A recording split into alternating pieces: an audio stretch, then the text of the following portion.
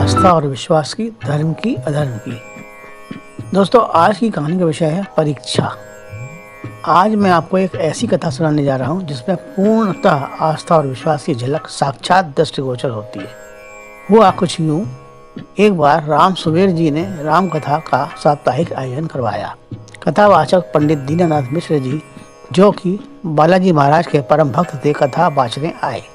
श्री राम का सुंदर भवन बनाया गया। भवन में पंडित दीनानाथ जी ने पवन पुत्र हनुमान जी के लिए एक अलग से गद्दी स्थापित करवाई। आखिरकार निश्चित तिथि व समय पर कथा का शुभारंभ हुआ। पंडित दीनानाथ जी ने सर्वप्रथम हनुमान जी को आमंत्रित किया और बोले, हे हनुमान जी, आप आइए और अपना आसन ग्रहण कीजिए। प्रतिदिन कथा सुनने लगभग 100-200 यजमान भिन्न भिन्न धर्म संप्रदाय के आते थे।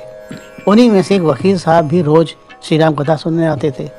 एक दिन बीता, 2 दिन बीते। पंडित दीनानाथ जी जब भी कथा प्रारंभ करते तो सबसे पहले हनुमान जी को आसन ग्रहण करने के लिए कहते। पंडित दीनानाथ जी की ये बात वकील साहब के गले नहीं उतरती थी।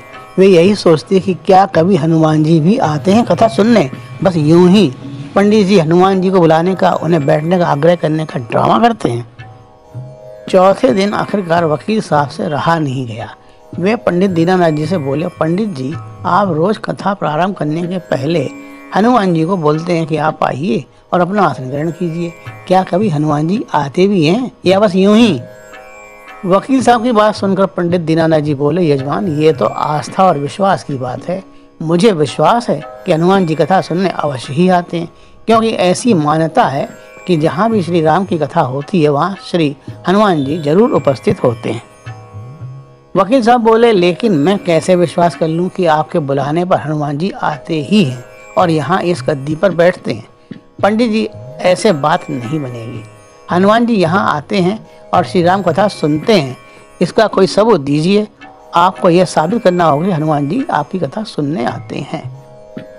पंडित जी ने कई बार वकील साहब को समझाते हुए कहा कि ये तो आस्था की बात है, अगर आपको यकीन है तो हनुमान जी आते हैं, वरना नहीं। लेकिन मुझे यह विश्वास है कि हमारे आह्वान करने पर हनुमान जी श्री राम जी की कथा सुनने अवश्य ही आते हैं। इस बात को किसी सबूत या कसौटी पर नहीं कसना चाहिए। यह तो भक्त और भगवान के बीच की प्रेम भक्ति है और भक्ति श्रद्धा का विषय है। यदि आप कहें तो मैं कथा वाचन बंद कर दूं या आप कथा में आना छोड़ दें। लेकिन वकील साहब थे सो अपनी बात पर ही अड़े थे। वो बार बार यही कहे जा रहे थे कि आप बार बार यही दावा कर रहे हैं कि हनुमान जी आते हैं। यही बात आप अन्य स्थानों पर भी कहते होंगे। आहिस्ता आहिस्ता बात बहस में बदल गई। आखिरकार पंडित जी ने कहा, वकील साहब, हनुमान जी यहाँ गद्दी पर विराजमान होते हैं या नहीं, इसका सबूत मैं कल आपको दूंगा। कल जब कथा शुरू होगी उसके पहले आपको सबूत मिल जाएगा। बस आज आप एक काम करना कि जिस गद्दी पर मैं हनुमान जी को बैठाता हूँ वह गद्दी आप आज अपने घर ले जाना और कल जब आना तब उसे लेते आना और उसे यथास्थान रख देना। मैं कथा से पहले हनुमान जी को बुलाऊंगा और उन्हें गद्दी पर बैठने के लिए कहूँगा। उसके बाद यदि आप उस गद्दी को उठा लें तो समझना कि उस पर कोई नहीं है, और अगर ना उठा सके तब तो आपको विश्वास ही हो जाएगा कि यहाँ हनुमान जी विराजमान हैं।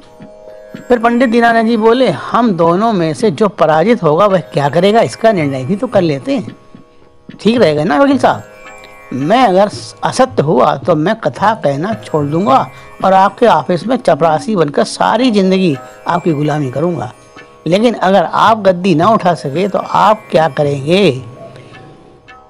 वकील साहब बोले, मैं अगर गद्दी ना उठा सका तो मैं वकालत छोड़ दूंगा। अगले दिन कथा पंडाल में रोज से कहीं ज्यादा भीड़ जमा थी। आज वे लोग भी आए हुए थे जो कभी कथा सुनने नहीं आते थे। वे भी आस्था और विश्वास की परीक्षा देखना चाहते थे। वकील साहब अपने साथ ले गए हनुमान जी की गद्दी लेकर आए और पंडित दीनानाथ जी ने गद्दी को यथास्थान स्थापित किया और भाव विवल होकर मंगलाचरण किया और फिर बोले, आओ वीर हनुमान, तो आसन ग्रहण करो श्रीमान। पंडित दीनानाथ जी मन ही मन प्रभु से बोले, प्रभु, आज मेरा प्रश्न नहीं बल्कि रघुकुल रीत की परंपरा का प्रश्न है। मैं तो मात्र एक साधारण सा प्राणी हूँ। मेरी भक्ति और आस्था की लाज आज आपके हाथ है प्रभु, इसे बचाए रखना। इतना कहकर पंडित दीनानाथ जी ने वकील साहब को बुलाया और कहा, वकील साहब आइए और गद्दी को उठाइए। वकील साहब अपने स्थान से उठे और गद्दी की ओर अपना हाथ बढ़ाया, लेकिन ये क्या, वकील साहब का हाथ आगे ही नहीं बढ़ पा रहा था। उन्होंने अपने हाथ को इधर उधर झटका और फिर गद्दी की ओर बढ़ाया, लेकिन इस बार भी वे गद्दी तक अपना हाथ नहीं ले जा सके। वकील साहब थोड़ा इधर उधर घूमे और फिर अपना हाथ गद्दी को उठाने के लिए बढ़ाया, लेकिन इस बार ये क्या, वकील साहब पसीना पसीना हो गए। बस वकील साहब सीधे पंडित दीनानाथ जी के चरणों में लौट गए और रोते हुए बोले, प्रभु क्षमा करना, ये मेरी भूल थी, मुझसे बहुत बड़ी गलती हो गई, क्षमा करो प्रभु क्षमा करो। मैं गद्दी को उठाना तो क्या, उसे छू भी नहीं सका। वकील साहब की आंखों से अश्रुधारा बह निकली। पूरे पंडाल में एकदम सन्नाटा छा गया। पंडित दीनानाथ जी बोले, यजमान, प्रभु की आराधना पूर्ण आस्था और भक्ति के साथ यदि की जाए तो उसमें बहुत शक्ति होती है। कहा गया है, मानव तो देवता वरना पत्थर तो है ही। प्रभु की मूर्ति तो पत्थर की ही होती है, लेकिन भक्त के भाव से उसमें प्राण आ जाते हैं और उसी में प्रभु विराजमान हो जाते हैं। दोस्तों, कहने का तात्पर्य है कि जब तक आप में पूर्ण आस्था और विश्वास नहीं होगा तब तक प्रभु की कृपा आप नहीं पा सकते। यानी विश्वास ही सफलता की कुंजी है। यही विश्वास आपको आसमान की बुलंदियों तक पहुंचा सकता है। इसलिए सबसे पहले तो अपने आप पर विश्वास करना सीखें, उसके बाद आप जो भी काम शुरू करें उसे पूर्ण आस्था और विश्वास के साथ प्रारंभ करें। इसी के साथ बोलिए जय श्री राम, ना रहे कभी तंगी, जय बजरंगबली। इन्हीं शब्दों के साथ अपने शब्दों को विराम देता हूँ। अगले शुक्रवार पुनः मिलूंगा, तब तक के लिए अपने दोस्त अरुण प्रकाश शास्त्री को आज्ञा दीजिए। जय हिंद।